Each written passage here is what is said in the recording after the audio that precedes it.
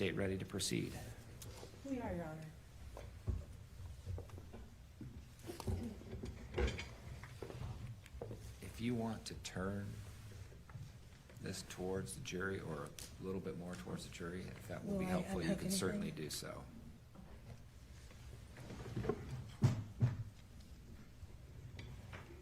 Is that as far as it goes? It may, I don't know. Well, good morning. All right. After a long slog yesterday, we're here. I wanted to add one quick thing to that last thing the judge just told you about note-taking, because this frequently comes up with jurors. They want to rehear testimony or have it read back or things like that. That's not possible. The court doesn't have that capacity, and it's just not going to be available. So what that means is what you hear is that's the only time you're going to hear it. So whether that means you take a lot of notes or that you're paying really super good attention, that's up to you. But I just wanted you to know that in advance.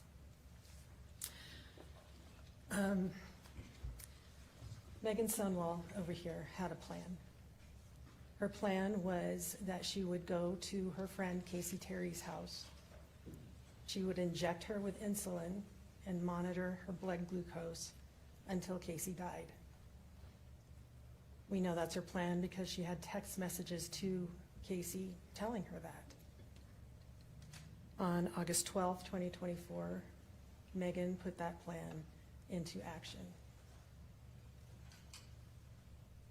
Casey didn't die that day, but she did slip into a coma from profound hypoglycemia, which is low blood sugar.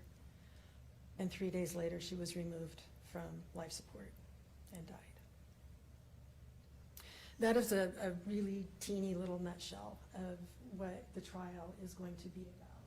There is a heck of a lot more information about the how and why.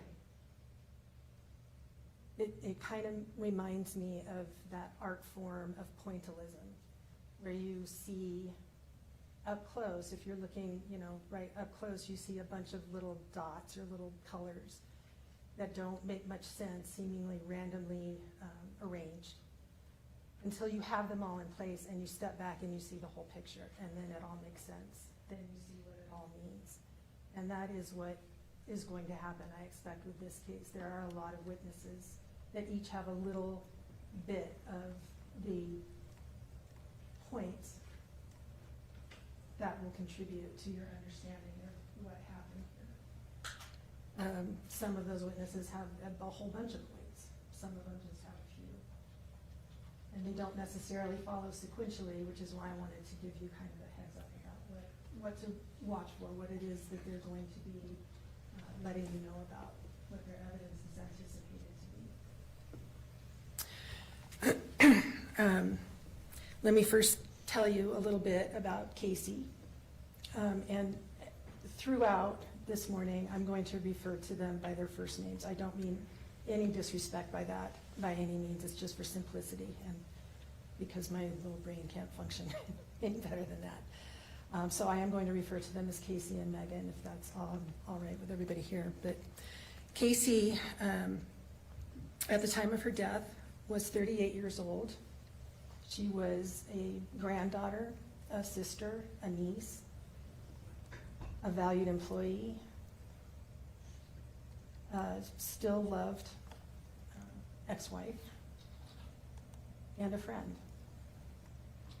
She had had some loss in her early life, or actually in her life leading up to her death. She had lost her mother when she was only about 4 years old to an extended illness. The aunt that she had that stepped in a mother role also died from an extended illness. She had a cousin she was close to that died, and her father died when she was only 24 years old. So she had a lot of loss. She herself had been born with only one kidney. That wasn't a huge deal, but it did present some health issues to her as time went on. At the time of her death, she also did have some valid medical concerns that did give her a lot of pain. One of those being endometriosis, one of them being prematurely and heavily arthritic knees. She had a lot of pain from those conditions, and was prescribed medications for those conditions. She had prescribed oxycodone or Percocet. She had prescribed Xanax because she also suffered from anxiety pretty heavily. Her doctor, Dr. Masteller, who you'll hear from, had discontinued the Xanax prescription because he didn't want those on board at the same time. Casey still wanted her Xanax and did admittedly go about getting it by probably less than legal means. She also, at the time she died, had a prescription for something called promethazine. It is diagnosed largely for nausea, but kind of makes people sleepy. And you will hear about that from her physicians as well, and the function of it. She had also had, at probably 2020-ish, a port installed in her chest. A port is like a little teeny doorway that leads directly into a vein, so that when you have a condition that requires frequent IV occurrences, you don't have to keep finding a new vein to puncture. You just put it directly into the port.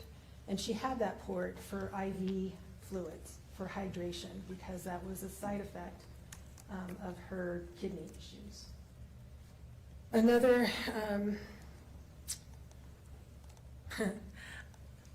Another characteristic of Casey that is relevant to this trial and plays heavily into it, and not to speak ill of the dead in any way, but Casey was a liar. She told a series of lies. You will hear about them. One thing I think the evidence would support is that those lies were designed to get and keep people's attention and interest. She didn't know a better way than to feign some type of illness or for some reason to create drama and draw people to her that way. One of those lies, well, let me come back to that.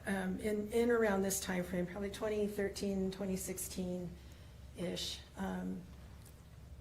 Casey met Meggan. They both worked at a facility called Chrysalis in Provo. That is a facility that offers services to people that are developmentally delayed or impaired. Casey was a house manager there for inpatient residents, and Meggan was hired as a nurse. She's an RN, and that was her function there. Casey actually met Meggan within her function as a nurse when Casey came to Meggan to take her blood pressure. They kind of hit it off. They got along really well. Their relationship or friendship developed, and they became very, very close. So much so that Casey spent a lot of time with both Meggan and her parents, her family, and they sort of took her in.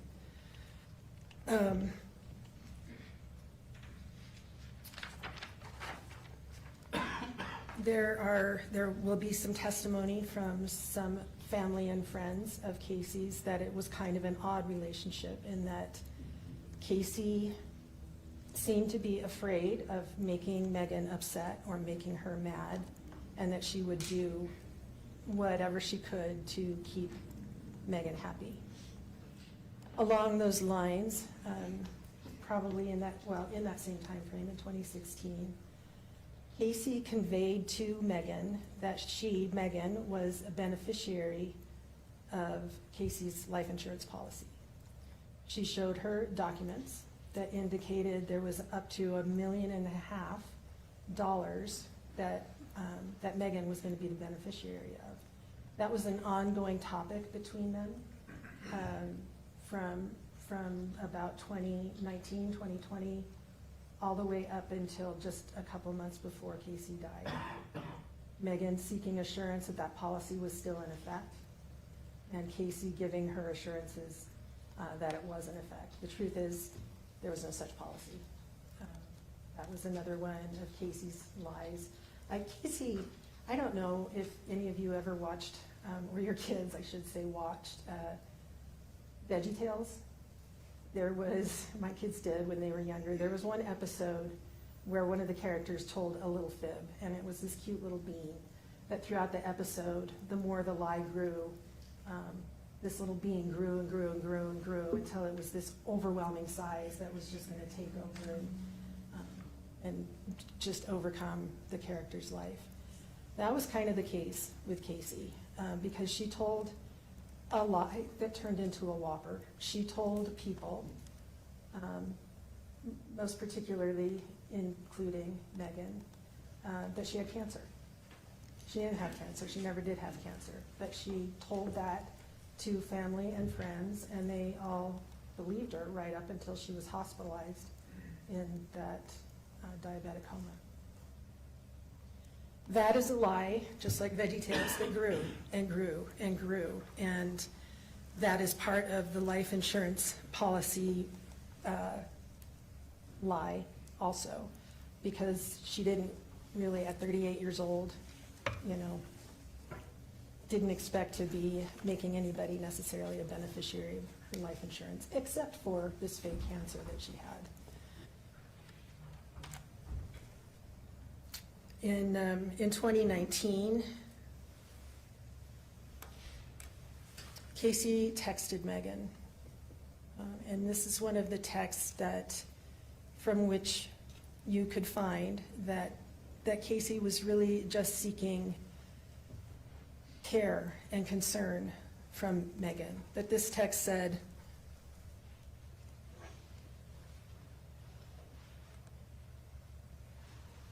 "Tell me that I'm not dying." And Meggan's response was not offering her affirming words or, live your life to the fullest while you have it or anything like that. She said, "I don't know if you're dying or not. I'm sorry. You need to be prepared no matter what happens." After this medical port I told you about was installed, Casey portrayed that as being part of her cancer treatment. She told people that was because of her cancer, and she had home health aides that would come to the house and help her with, doing that IV hydration, IV fluids. She had delivered to her home bags of saline for that purpose. But she told her family and friends that those bags of saline were her chemotherapy. The lie continued to grow. She portrayed to Meggan that she was close to death. She portrayed to Meggan that she was in tremendous pain from cancer and wished to be free of her pain. It was a frequent topic of conversation between the two, and we will show you, there are reams of text messages between these two. I think there are something like almost 29,000 text messages. We're not going to show you all of them.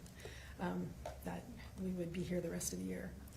But we'll show you some, and there was one in 2020 where Meggan told Casey, "There is nothing left for you here."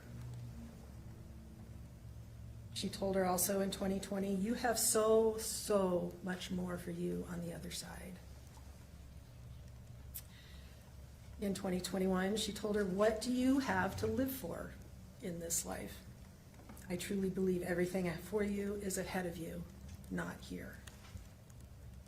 And then another one where she told her with caps, "You have to let go. It is past time." Again, this is in the context of Casey's wanting to keep Meggan happy and do what she wanted her to do. And Casey went along with those text messages. She did pretend to be suicidal. She portrayed herself as being interested in ending her pain, the pain that didn't exist for the cancer that didn't exist. At some point, Casey, this was in 2020, Casey was living at Megan's home with, also with Megan's husband lived there too. And their conversations turned towards they discussed different means of ending Casey's life. One of them was a gun. Casey had access to a gun. Another was an overdose of pills. Of course, Casey had access to all of that oxycodone and other substances. They settled on, eventually, insulin. Meggan told Casey around September 1st of 2020 that she had checked with a pharmacist friend of hers, and that she would need about 100 units to end her life. 100 units of insulin is a little teeny amount. It's actually only a milliliter.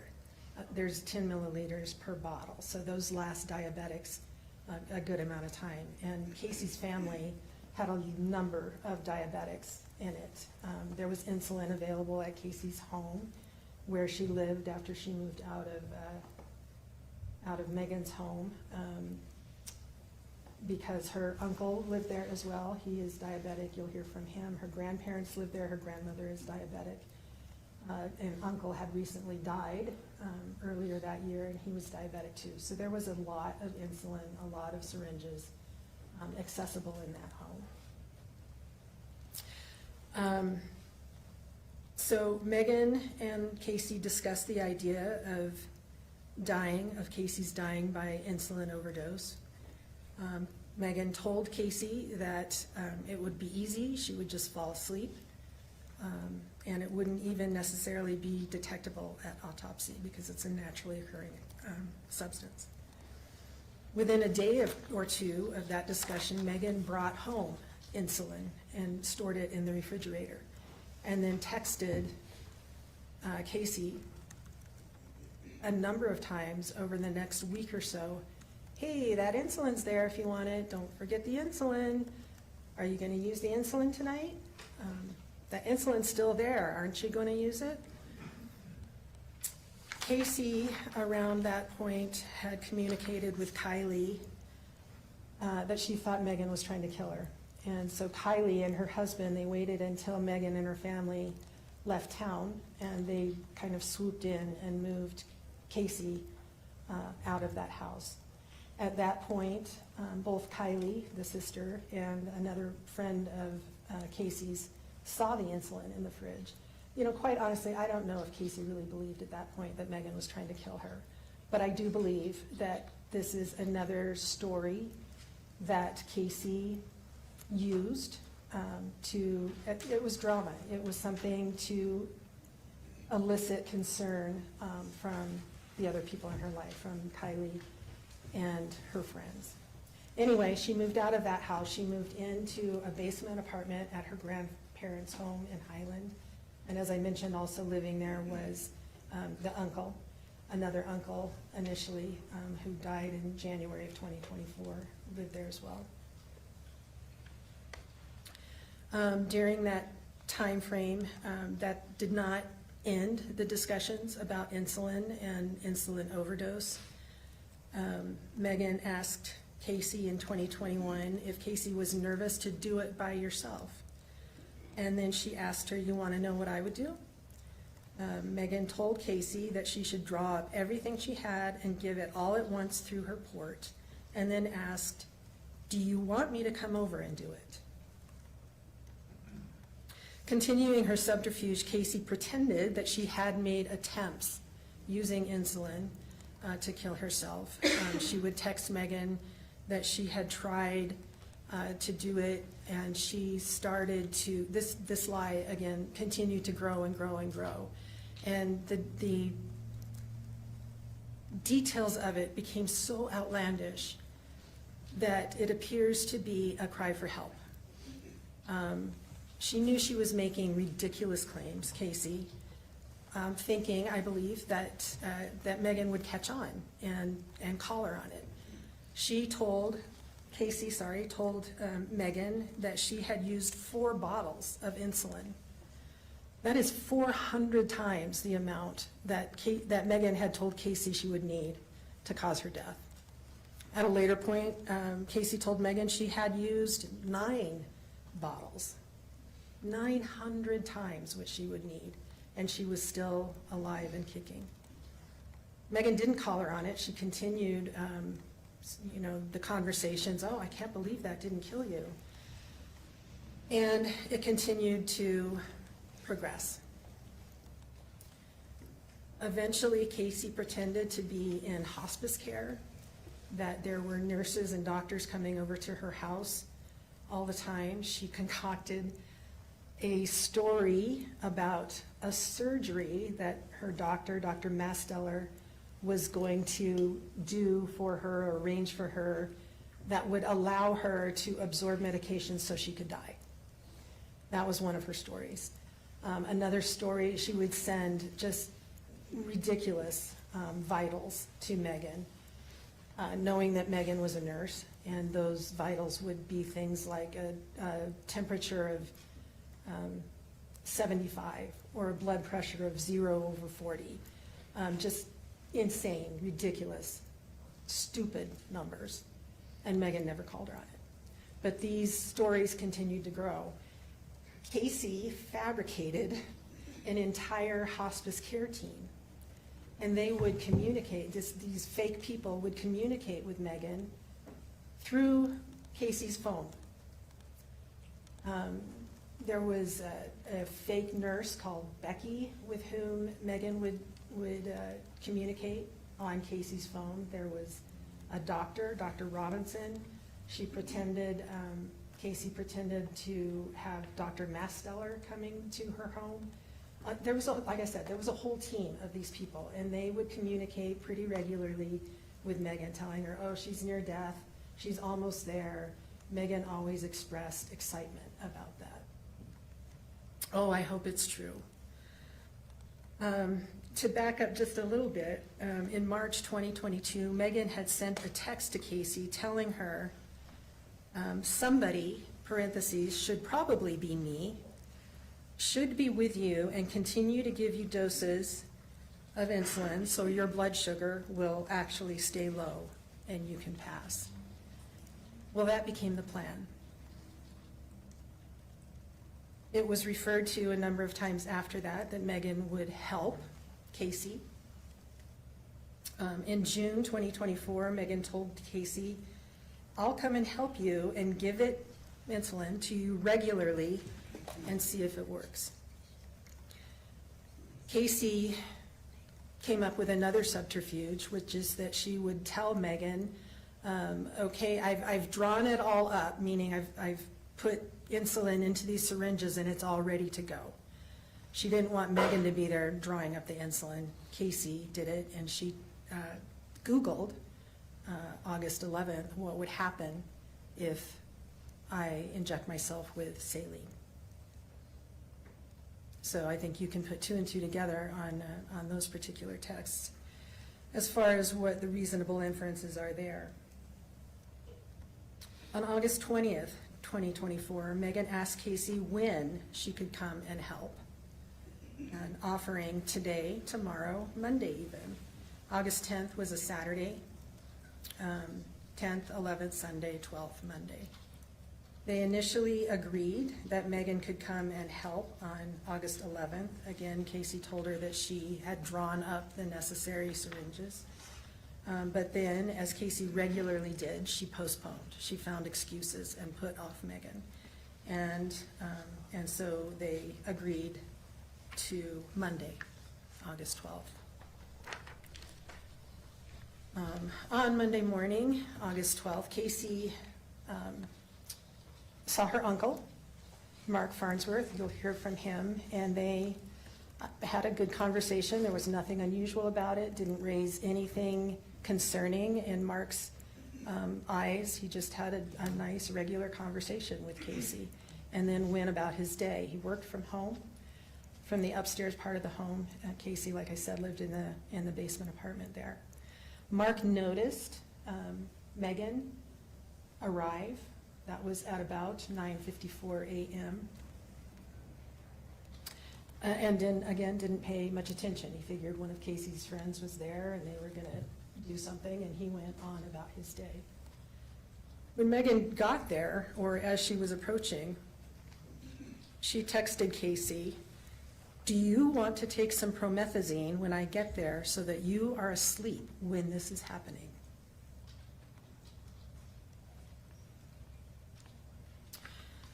Somewhere around 9 p.m., Mark, so almost 11 hours later, Mark got concerned because he hadn't heard any sounds or signs of Casey that entire day, and the vehicle, Meggan's vehicle, was still there.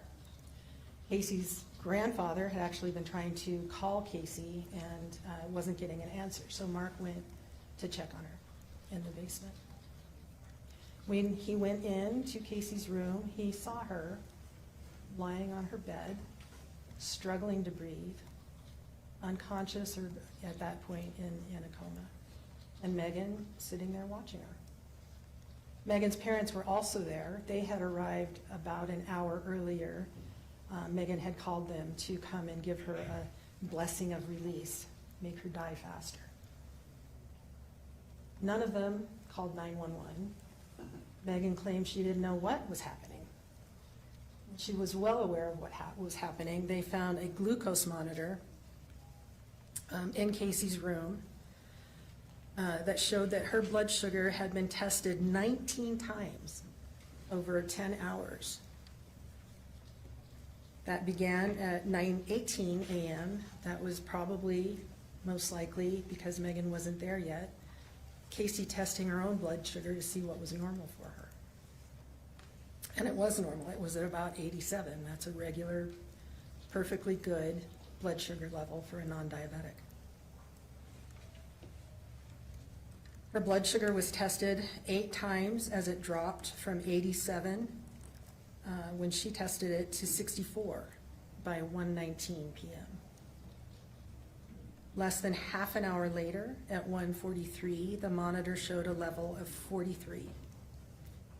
Casey would very likely have been unconscious at that point.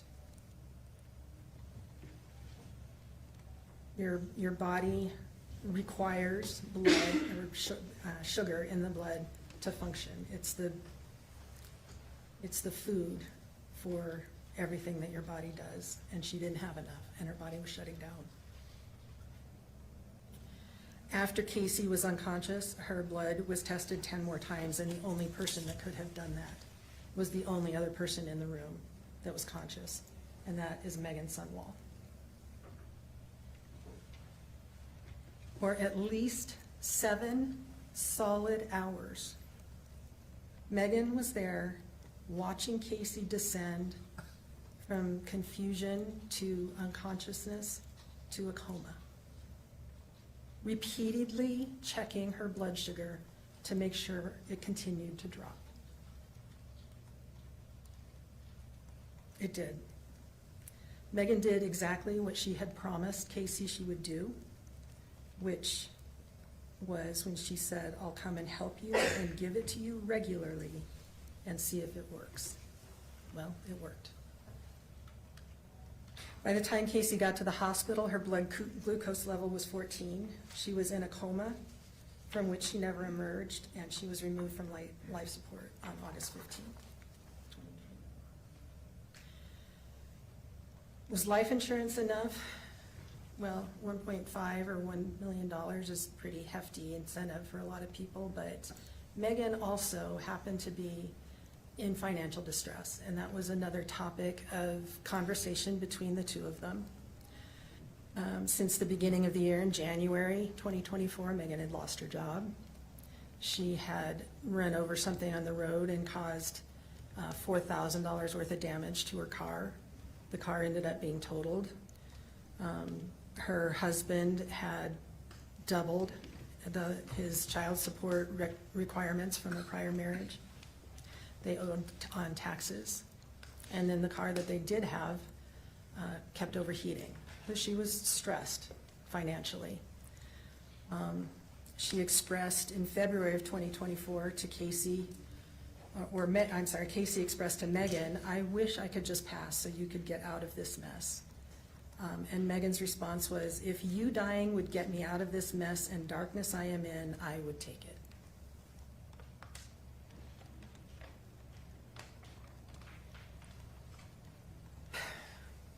When police got there and realized that Meggan had been there and had left with her parents without waiting for EMS to arrive, without telling them what to look for to try to correct for Casey, they instigated an investigation. Meggan was pretty cooperative. She talked to them a number of times. During an interview on August 15th, police asked her for her phone so they could look at the text messages that she had been describing, telling them that Casey was suicidal. Meggan agreed. She didn't hand over the phone right then and there, but she did bring it to them on August 19th. When police went through that phone and compared Casey's phone text messages with the text messages on Meggan's phone, they found that 283 of them had been deleted from Meggan's phone.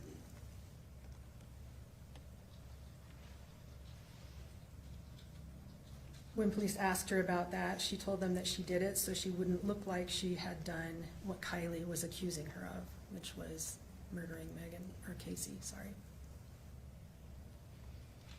For deleting those messages, Meggan Sundwall is charged with obstruction of justice.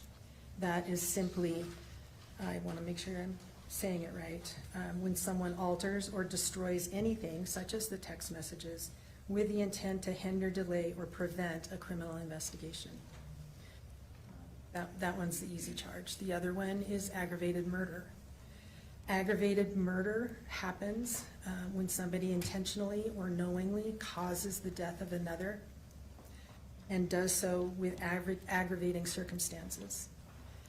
The aggravating circumstances that are alleged in this case are that she did it for pecuniary or financial gain, or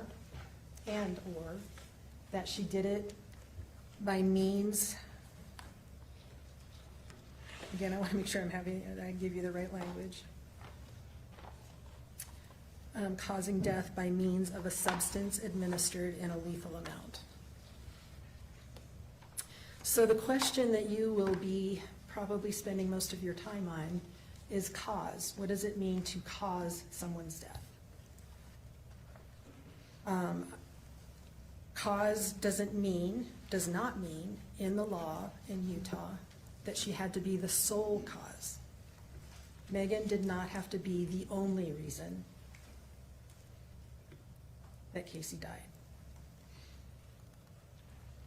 If you find beyond a reasonable doubt that Casey would not have died but for the actions of Meggan, that is sufficient.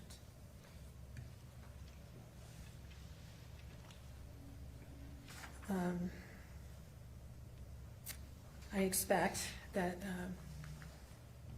my friend over here is going to argue in a minute that Casey was suicidal and that she did everything she did herself.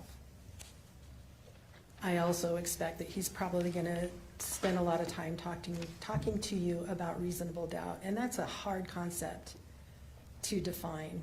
It's something that people struggle with quite regularly, at least in our field. It is reasonable doubt. It is not beyond all doubt or with no doubt, because we can't know anything in life. We don't even know for sure if the sun's going to come up tomorrow. There is, okay, not a lot, but there's probably doubt about that. So you don't have to be convinced beyond all doubt. But if you find from all of the information that's available to you that you are firmly convinced what the state has alleged happened, then that is enough.